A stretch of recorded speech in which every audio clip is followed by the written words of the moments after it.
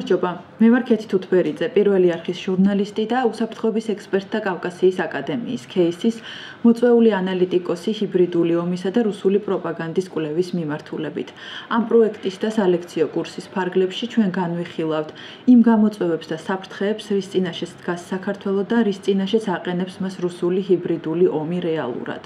და არა მხოლოდ საქართველოს, არამედ დასავლეთს და განსაკუთრებით აღმოსავლეთ ევროპას, როგორც ერთ-ერთ ყველაზე მოწყვლად რეგიონს რუსეთიდან მომდინარე საფრთხეების თვალსაზრისით. Ამ ლექციაში ჩვენ ვისაუბრებთ fake news-ებზე და ერთ-ერთ ყველაზე დიდ კონსპირაციულ თეორიაზე, რომელიც მომდინარეობს რუსული ტროლებიდან და რომელიც დღეს პანდემიურ ეპოქაში არის ერთ-ერთი ყველაზე აქტუალური. თუ რეალურ სამყაროში ზღვარის გავლება ტყუილსა და რეალურ ფაქტს შორის არის რთული, ეს ზღვარი ბევრად რთულია დაადგინო სოციალურ ქსელში, რადგან სოციალურ ქსელში რეალურად შეუზღუდავი რაოდენობით ვრცელდება ყალბი ახალი ამბები და დეზინფორმაცია. ცხადია, ამას Facebook-იც და Twitter-იც, მისი ადმინისტრაციები ებრძვიან შეიძლება ითქვას მეტნაკლებად ეფექტურად, განსაკუთრებით რეპორტების სხვადასხვა ხელსაწყოების და დამოუკიდებელი ფაქტ-ჩეკერების დახმარებით. თუმცა სამწუხაროდ უნდა ითქვას, რომ იმ რეალობიდან გამომდინარე, რა რეალობაშიც ჩვენ ცხოვრობთ და იმ რეალობიდან გამომდინარე, როგორ მოქმედებს შემდეგ ეგრეთ წოდებული პოსტსიმართლე, ანუ ინფორმაცია, რომელიც შემდეგ უკვე ვრცელდება ტყუილის საპირწონედ, შეგვიძლია ვთქვათ, რომ მეტნაკლებად დეზინფორმაცია და აგრესიული დეზინფორმაციული კამპანია, რომელიც არის ორკესტრირებული კრემლიდან, მაინც ეფექტურად მუშაობს და ამისთვის პლატფორმად იყენებს ამერიკულ სოციალურ ქსელებს, რამდენადაც პარადოქსული არ უნდა იყოს ეს. Fake news-ები არსებობდა ოდითგანვე, არსებობს იმდენი ხანია, რამდენი ხანიც არსებობს კაცობრიობა და ყველა ეპოქაში ჩვენ რომ ვეძებოთ სიცრუე, რომელსაც ავრცელებდა თავისი ინტერესების გასატარებლად რომელიმე სახელმწიფო, ჩვენ აღმოვაჩენთ ისტორიაში უამრავ ფაქტს. თუმცა ამ ეპოქაში მინდა გესაუბროთ იმ fake news-ებზე და იმ ყალბ ინფორმაციაზე, რომელიც უშუალოდ ჩვენი ქვეყნის და არა მხოლოდ ჩვენი ქვეყნის მოსახლეობის არა მხოლოდ მენტალურ მდგომარეობას და არა მხოლოდ სახელმწიფო ინტერესებს, არამედ უკვე სიცოცხლესაც კი საფრთხეს უქმნის. თუმცა სანამ ამაზე გადავიდოდე, ჯობია მიმოვიხილოთ ის რამდენიმე კატეგორია, რა კატეგორიებათაც შეიძლება დავყოთ fake news-ები, იგივე ყალბი ახალი ამბები. Fake news-ი, როგორც მისივე სახელწოდებიდან ჩანს, არის ნეოლოგიზმი და ნიშნავს ყალბ ინფორმაციას, რომელიც ხშირ შემთხვევაში ვრცელდება მიზანმიმართულად. თუმცა არსებობს სხვადასხვა კატეგორიის. პირველი და ყველაზე უწყინარი ეს არის სატირული, რომელსაც ავრცელებენ მიზანმიმართულად და ამას ავრცელებენ ხოლმე ისე, რომ მას ყოველთვის აქვს ახსნა, რომ ეს არის სატირული. და ცხადია, ეს ამ ტიპის ინფორმაცია არავის არ ვნებს. მეორე ტიპის ეს არის სათაური, ყვირალა სათაური, როცა ტექსტი და სათაური არის ერთმანეთთან აცდენილი და ესეც არის ყვითელი პრესის და ისეთი დაბალი დონის პრესის ერთ-ერთი და მედიის ერთ-ერთი ხერხი, რომ მიიზიდონ მაყურებლები ან მიიზიდონ მკითხველები. არასწორი შინაარსი არის ასევე დეზინფორმაციის ერთ-ერთი ფორმა და როგორც წესი არასწორი შინაარსი ეს არის არაკომპეტენტური ჟურნალისტის მიერ გავრცელებული ინფორმაცია, ანუ გადაუმოწმებელი ინფორმაცია, რომელიც ვრცელდება სხვადასხვა მედიაში, იქნება ეს რადიო მაუწყებლობა, ტელევიზია თუ პრესა.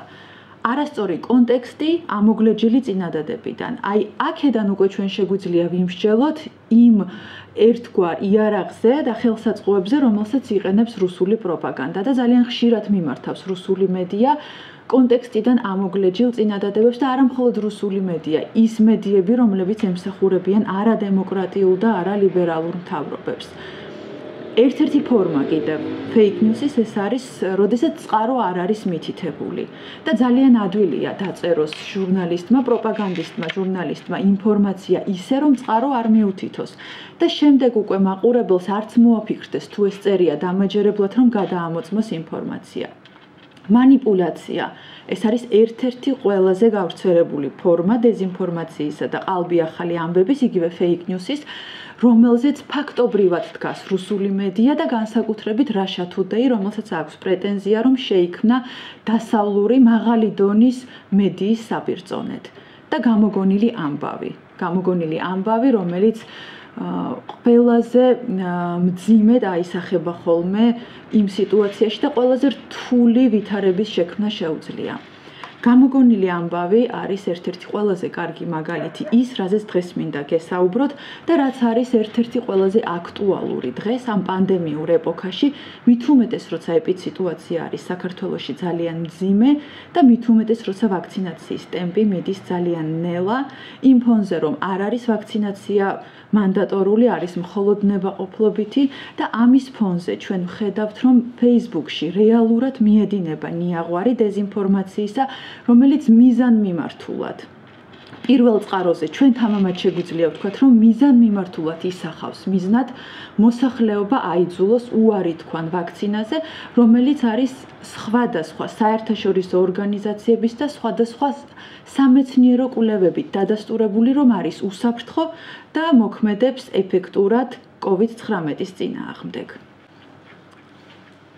2020 წლის 11 მარტი, ეს არის დღე, როცა ჯანდაცვის მსოფლიო ორგანიზაციამ გლობალური პანდემია გამოაცხადა და ამ პანდემიაში დღემდე ვცხოვრობთ.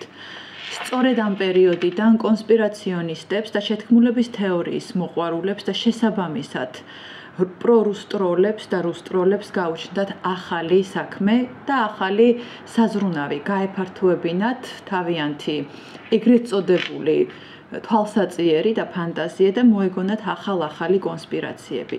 ჩვენ გვსმენია არაერთი თეორია COVID-19-ის წარმოშობის შესახებ, მაგრამ ერთ-ერთი ყველაზე აბსურდული და ასევე აგრესიული ფორმის ეს იყო 5G.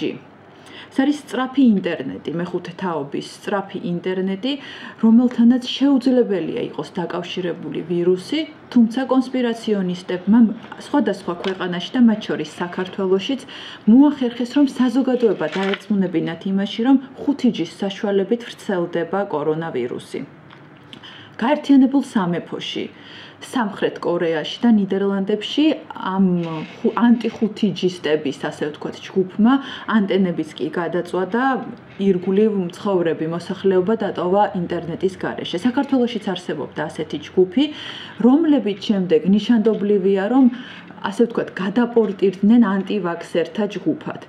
თითქოს 5G-ის თეორიას არც უარსებია. სათავეს 5G-ის თეორია იღებს იქიდან, რომ ბელგიელმა ექიმმა, რომელსაც ლიცენზია შეჩერებული ჰქონდა თავისი მრავალი სახის კონსპირაციონისტული თეორიების გამო, გაავრცელა ინფორმაცია, რომ თითქოს 5G-ის, ანუ მეხუთე თაობის სწრაფ ინტერნეტს შეძლო გამოეწვიეს სხვადასხვა დაავადებები. და ეს დროში დაემთხვა კონსპირაციონისტებისთვის სწორედ კორონავირუსის გავრცელებას. და რატომღაც ისინი დარწმუნებით, დაბეჯითებით ამტკიცებდნენ, რომ 5G არის კავშირში კორონავირუსის გავრცელებასთან. რეალურად რომ დავფიქრდეთ და ამას კონტრარგუმენტები დაუპირისპიროთ, პირველი კურსის ფიზიკოსიც იტყვის, რომ შეუძლებელია 5G-ს ჰქონდეს ისეთი ძლიერი რადიაცია, როგორი რადიაციაც მაგალითად იყო ჩერნობილში, ან იაპონიაში ატომური სადგურის დაზიანების შემდეგ, რომელსაც შეუძლია, რომ დააზიანოს ადამიანის ქსოვილები ან სისხლის უჯრედები. ასევე მიკრობიოლოგიის პირველი კურსის სტუდენტიც ძალიან თავისუფლად დაამტკიცებს იმას, რომ ვირუსი ეს არის ცოცხალი ორგანიზმი, რომელიც არსებობს იმ დროიდან, როცა გაჩნდა ადამიანი დედამიწაზე და სიცოცხლე დედამიწაზე და შესაბამისად ვერანაირად რადიაცია ვერ გამოიწვევს ამ ცოცხალი ორგანიზმის შექმნას, ანუ ვირუსის წარმოქმნას. თუმცა 5G-ის კონსპირაციონისტებს რატომღაც არ უნდათ ამ რეალური ფაქტების და მეცნიერულად დადასტურებული ფაქტების გაგება და მათ ურჩევნიათ ეს შეთქმულების თეორია განავითარონ სხვადასხვა მიმართულებით და საზოგადოება დაარწმუნონ იმაში, რასაც არავითარი კავშირი არ აქვს რეალობასთან. 5G-ის კონსპირაციის გამოძიება დაიწყო New York Times-ის საგამოძიებო ჯგუფმა, ჟურნალისტების საგამოძიებო ჯგუფმა და ალბათ სიურპრიზი არავისთვის არ იქნება თუ გეტყვით, რომ კვალი გავიდა Russia Today-მდე, კრემლისტურ მედიამდე, რომელიც წინა ლექციაშიც და ახლაც მინდა აღვნიშნო, რომ ეს არის მედია, რომელიც ფინანსდება კრემლიდან, მაუწყებლობს რამდენიმე ენაზე და ცდილობს, რომ კონკურენცია გაუწიოს დასავლურ მედიას. Russia Today-ის ეთერში 2019 წლის ბოლოს გავიდა სიუჟეტი იმის შესახებ, რომ 5G ეს არის ახალი იარაღი მსოფლიო წესრიგის შეცვლისთვის და 5G-ის საშუალებით ეგრეთ ეგრეთ წოდებული მასონური ლოჟები თუ რაღაცა მართველი ჯგუფები, დედამიწის და კაცობრიობის მართველი ჯგუფები ცდილობენ ადამიანების გაკონტროლებას. რადგან მსოფლიო წესრიგის ახალი მსოფლიო წესრიგის თეორია არის ძალიან ძველი და ყველა ეპოქაში საზოგადოების რაღაც გარკვეული ნაწილი ცდილობს, რომ ეს თეორია მოარგოს მათთვის იმ წუთას არსებულ რეალობას, გასაკვირი არავისთვის არ არის, რომ 5G-ის თეორიას გამოუჩნდა მილიონობით მიმდევარი მთელ მსოფლიოში და მათ შორის საქართველოში საზოგადოება, რომელიც მეტნაკლებად გავკადნიერდები და ვიტყვი მიდრეკილია შეთქმულების თეორიებისკენ. მაგრამ ყველაზე უცნაური არის ის, რომ 5G-ის თეორია მომენტალურად გაქრა, როდესაც გაჩნდა ვაქცინა. თუ 5G იწვევდა კორონავირუსს, რატომ აღარ საუბრობენ ამაზე? ძნელი დასაჯერებელია ის, რომ ამ ადამიანებმა გაიგეს, რომ 5G არ იყო კავშირში COVID-19-თან. უბრალოდ ის ჯგუფი ლოგიკურია, გადაერთო ვაქცინაციაზე და აქედან იწყება უკვე ძალიან აგრესიული დეზინფორმაციის კამპანია ვაქცინის წინააღმდეგ და სამწუხაროდ ჩვენ თამამად შეგვიძლია ვთქვათ, რომ ეს დეზინფორმაციის კამპანია მუშაობს. ყოველ შემთხვევაში საქართველოს მაგალითზე შეგვიძლია ვთქვათ, სომხეთის მაგალითზე, შეგვიძლია ვთქვათ ბულგარეთის მაგალითზე და ასევე შეგვიძლია ვთქვათ უკრაინის მაგალითზეც.